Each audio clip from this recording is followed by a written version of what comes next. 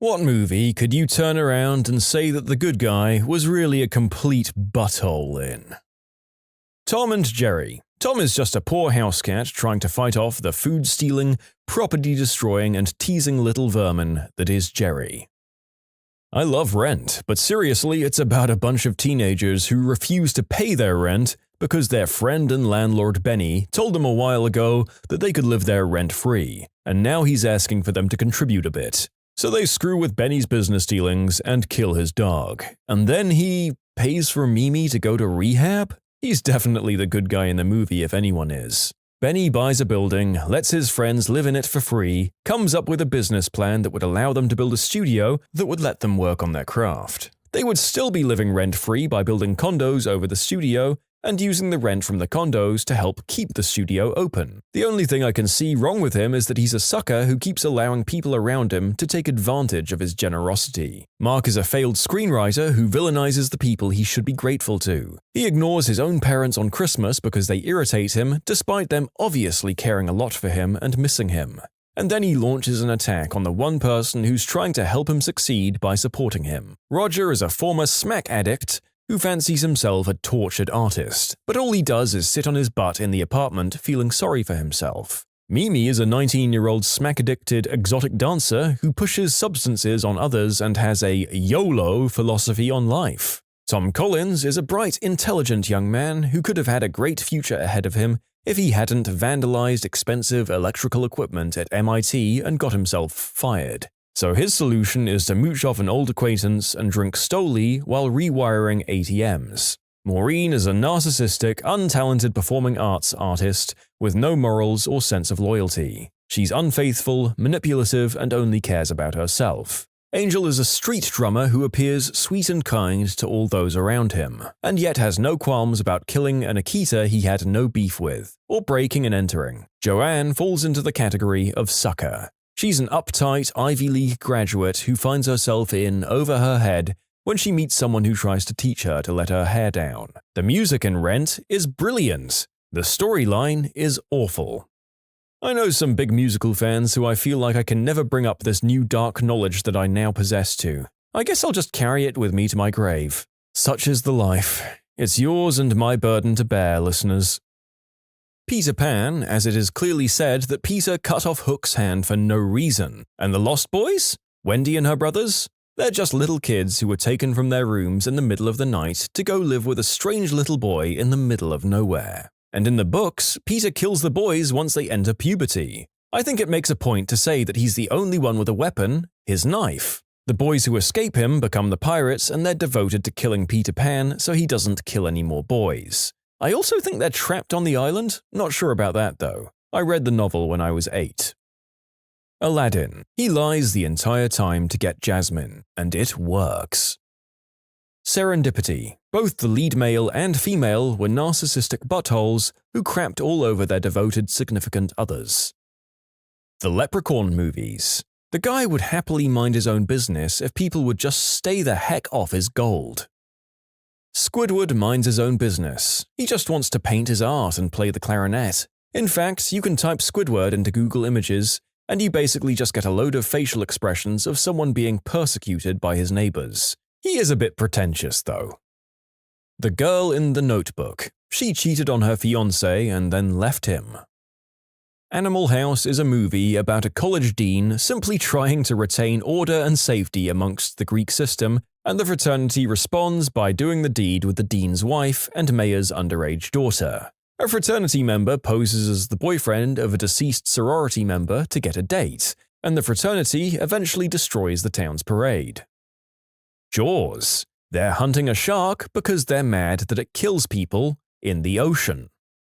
Heavyweights. A bunch of morbidly obese children imprison the camp's owner for encouraging them to better themselves. Dead Snow. The zombies just wanted their stuff back from those D-bag medical students.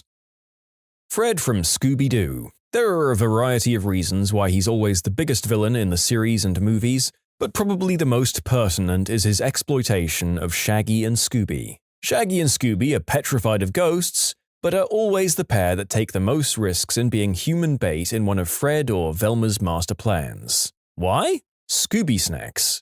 Fred realizes the two are addicted to Scooby snacks. Heck, Fred himself probably spikes them with white snow or something, so he abuses his monopoly over them to exploit Shaggy and Scooby's addiction. So addicted are the pair that they forgo all of their fears of ghosts just to get a hit. So when Fred says, "Hey guys, why don't you volunteer?" he already knows the answer will be a zombified yes if he promises Scooby snacks or intoxicates the pair on Scooby snacks beforehand. It's similar to promising smack to an addict, provided they do something they're usually scared of. Does the addict really have a choice? No. Fred got Scooby and Shaggy addicted to substances so they'd be more prone to taking risks.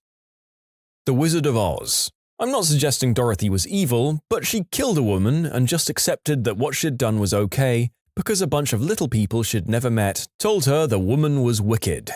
Seriously, if someone dropped a house on my sister and then proceeded to take her clothing, put the clothing on and then prance off down the road while singing, I'd send winged monkeys after them too. One that's really annoyed me since I've seen it? Happy Feet. The moral of the entire story is, if nature wants to save itself from mankind, it needs to learn how to entertain us better. Seriously, nature isn't entertaining enough for mankind to care, is what Happy Feet's writers seem to say. The Little Mermaid. Seriously, it's a spoiled 16-year-old mermaid who throws a huge fit and becomes obsessed with a complete stranger. Then she makes a deal with the Sea Witch so that she can have legs and run off to marry the complete stranger. Okay, maybe this doesn't necessarily make her a bad person, but what the frick kind of lifestyle is Disney trying to portray as a good way to live?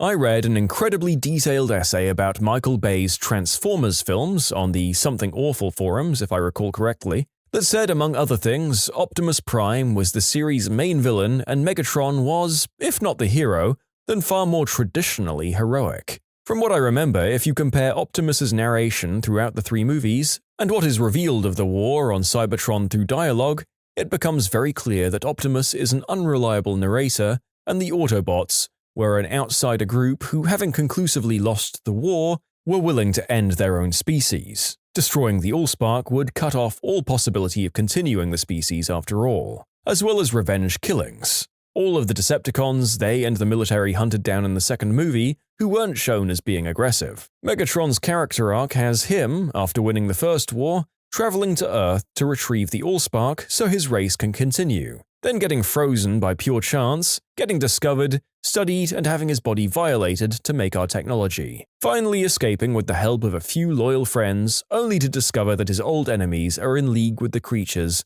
who've been dissecting him for the last century. Having one of the creatures, a particularly annoying one, use the object he's been striving for to kill him, and then after getting resurrected, trying to keep his people together while being usurped twice, and all the while being hunted by Optimus and those monstrous, bloodthirsty humans. Not that this wasn't a particularly fun perspective and all, but I'm pretty sure that the guy who wrote the theory put more thought into Michael Bay's Transformers than Michael Bay ever did. And I'm not even a Michael Bay hater, I love me a good pew-pew CGI robots movie. But yeah, there was no way he was thinking on this level. Let's not beat around the bush. In Toy Story 1, Woody is a massive, selfish jerk who's jealous of Buzz and tries to kill him. He doesn't try to kill him, his intention was to knock him behind the desk so that Woody would be taken to Pizza Planet instead. The plan went awry when Buzz dodged. The dentist on Finding Nemo. They make him out to be some kind of kidnapper, but he was just trying to find a nice present for his special needs niece. Mate, you can't just call Australian kids special need kids. Mrs. Doubtfire. Robin Williams is a creepy dad stalking his old family. The Harry Potter series. Dumbledore. He's manipulative and out for the greater good, even if it means setting a child up to face death. Even if Harry didn't die, he thought he would. Not to mention his association with Grindelwald, and the fact that he knew so much information and could have saved a lot of time if he'd just told Harry to begin with. But of course, J.K. Rowling did a brilliant job with the series, and I know that if Dumbledore did say anything, the books and movies would not have been as epic as they were. And I know full well that this isn't a popular opinion. I know that he had to be that way to protect the wizarding world. I just answered the question when I noticed that no one else had mentioned Dumbledore yet. I have read Methods of Rationality. Beauty and the Beast. A man tries to save his love from a crazy beast who almost killed her father and practically enslaved her. I mean, this take would work if Gaston wasn't such an insufferable jerk. Hamlet. He murders his uncle based on the testimony of a fricking ghost. Come on, son. That's the point of his wishy-washiness the whole play. The real evidence, while mostly circumstantial, but enough for Hamlet, was his uncle flinching and leaving during the play within a play. Law-abiding citizen. Starship Troopers. It's all government propaganda to make themselves seem superior. The bugs didn't launch a meteor, they just became a media scapegoat for the meteor strike on Buenos Aires. You can submit your own stories to be featured here on the channel. The story submission link is in the description below, and if you want to listen to some vibey music in the background, check out Easy Mode, also linked below, and subscribe. Pirates of the Caribbean. Jack was a pirate, but they made the English the bad guys for persecuting him. I know that's the point of the story, but it still bothered me as a child. I think the reason Jack is considered heroic is because they never necessarily showed him doing piratey things throughout all 4 movies. We never see him steal from or kill the innocents, as pirates were prone to doing. We just see a mischievous guy who goes on grand adventures and treasure hunts. Also, I would say that the English are evil in the same way Hank from Breaking Bad is evil, which is to say they aren't, they're just lawful. And since the heroes go up against the law, that puts them at odds. Avatar. The humans were industrious and ambitious, and the aliens were lazy. Assuming Jared Diamond is correct, the Na'vi have everything going for them. Superior crops, massive horses, and fricking birds, a global neurological database. They should have become a Type 2 civilization by the time we got to Pandora, but they're too fricking lazy. Frick them, they can die. Avatar, the movie where a crippled human betrays his race for a local girl and escapes all the repercussions for it. Furthermore, not only does he get away with it, he's rewarded for his treason with a new body and acceptance into an alien culture. Proof that if you believe hard enough and betray everything you and everyone around you has worked for, you'll be richly rewarded. Until the humans slam a quintillion-kilogram asteroid traveling at 0.3 c into the planet in order to mine the remnants in space. I don't think the narrator can agree with the assessment that the aliens are the bad guys just for living more or less in harmony with nature or becoming, a super civilization that colonizes everyone else. You can't call them lazy when they live and die swinging through the trees and navigating perilous carnivores, whilst maintaining an egalitarian society that goes toe-to-toe with the industrial military might of Earth. That's a bad take, people. Imagine that you are from Cuba. You grew up shunned and ignored by the USA. In fact, the USA is a distant opponent that you don't know a lot about. You do know that they have a garrison on Cuba, and you know that they keep a military presence here that makes you uneasy. Let's just say that one day, soldiers from that garrison kill your only family members. You're so mad that you join a multinational freedom fighter force that plots to destroy the USA. Just after you join, escaping their military and fleeing your country, you learn that the USA has invaded and effectively destroyed the government of the nation you were headed towards, Panama. You are outraged and vow revenge. Through a series of misadventures, you find your boat taken captive on board an aircraft carrier, the Nimitz, from the USA. You manage to escape, liberating a political prisoner, but your best friend dies in the process. Not only do you hate the USA, you hate the symbol of American oppression, the Nimitz.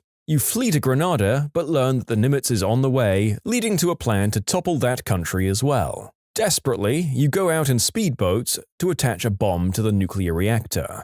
Almost all your fellow freedom fighters die in the attempt, but against all odds, you succeed. The bomb goes off and thousands die. You'll be hailed as a hero by your fellow freedom fighters, but in the USA, you'll be reviled as a villain of the worst sort and a murderer on a massive scale. They'll devote all of their resources to killing you and your peers. From their perspective, you are the bad guy. So what movie am I talking about? Star Wars. Cuba is Tatooine, the USA is the Empire, the freedom fighters are the Rebellion, Panama is Alderaan, Grenada is a moon of Yavin, Nimitz is the Death Star. It's all about perspective.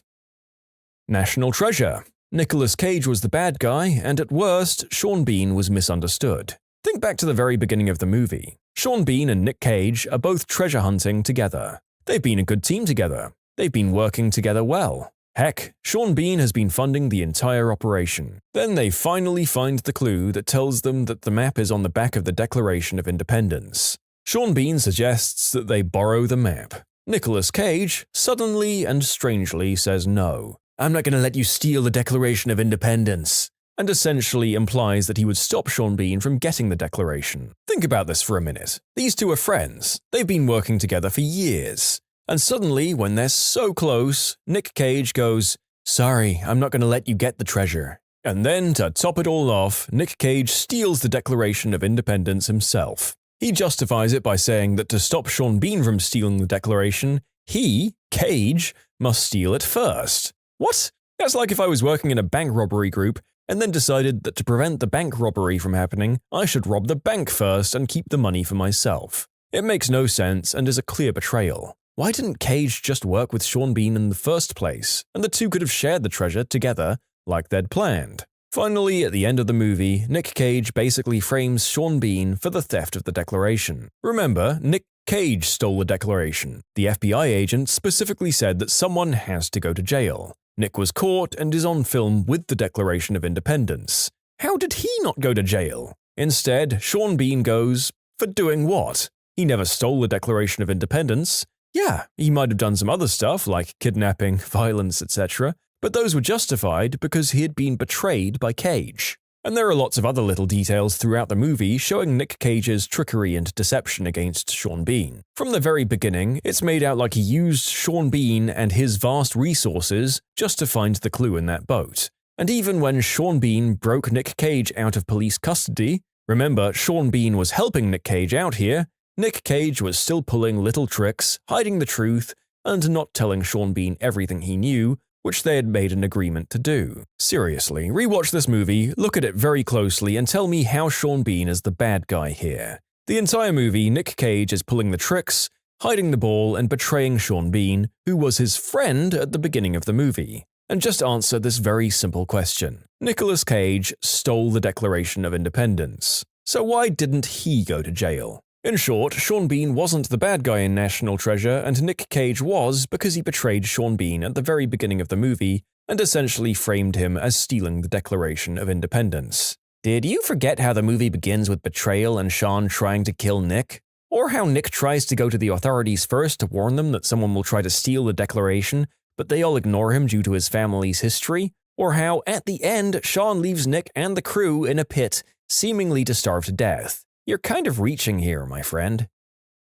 Ferris Bueller's Day Off. He skipped school, convinced his girlfriend to skip school, dragged his sick friend out of bed, and made his friend steal his father's incredibly expensive car. Ed Rooney was a hardworking educator. Most faculty in his position would have sighed, rolled their eyes, and shrugged Ferris's chronic absenteeism off. But Dean Rooney went above and beyond the call of duty, actually going out to track Ferris down and get his life back on track. And I know the actor who played Rooney was an awful man, you can all stop mentioning it. And I know that the character made it personal and crossed a bunch of lines, but that doesn't change the fact that A, he was doing his job, and B, Ferris was a self-entitled jerk and breaking the law left and right. Yeah, I think that everyone in the audience was well aware that Bueller isn't meant to be a saint, he's just a little craphead who's looking for a good time and takes us along with him. But I guess me pointing it out doesn't make it contrary to the point of this video. However, it does make me laugh thinking about people coming out of this movie white-fisted with rage about how awful this boy was for playing hooky from school. It always bothered me about how Rose, upon surviving the Titanic, went and got married and lived a happy life. The whole shebang. Once she dies, however, is when crap hits the fan. Does she go see her loving husband who spent his life with her? No, she goes with a dude she had a little fling on a boat with. Crap pisses me right off. Justin Bieber, Never Say Never. 500 Days of Summer. Tom. I'm not sure that Summer could be the good guy or Tom could be the bad guy, just that they're guys. I think that's what the movie does so well. It paints them off as complex people living in shades of grey. Tom does idealize her, but I don't think that makes him bad. I think everyone has idealized a significant other or a crush at some point, and Summer told him that she wasn't looking for something serious, so I can't blame her for that. And yet, they were a couple and she refused to acknowledge that fact. Bottom line is that both are exceedingly well-written characters.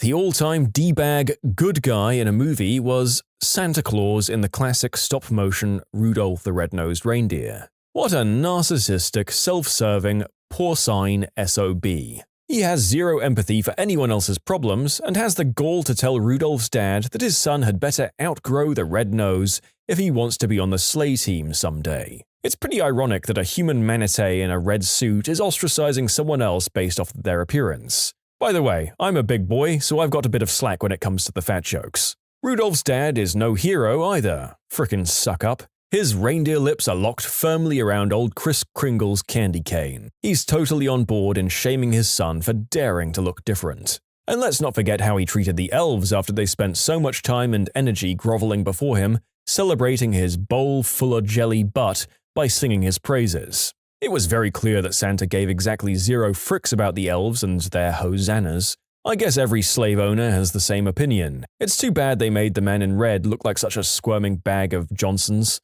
Really casts a pall on my Christmas memories, considering how much I cherished that show when I grew up. Didn't really figure out how messed up it was until I hadn't seen it in years and watched it as an adult. In short, Santa is a jiggling bag of crap who treats Rudolph and the elves like they were toenail dirt. When you subscribe, make sure to hit the bell to turn on notifications. Put the playlist on in the background to finish listening to all the stories, or if you want some vibey music to put on in the background, check out Easy Mode. If you like Am I the Genius, give Am I the Jerk a shot. Everything linked in the description.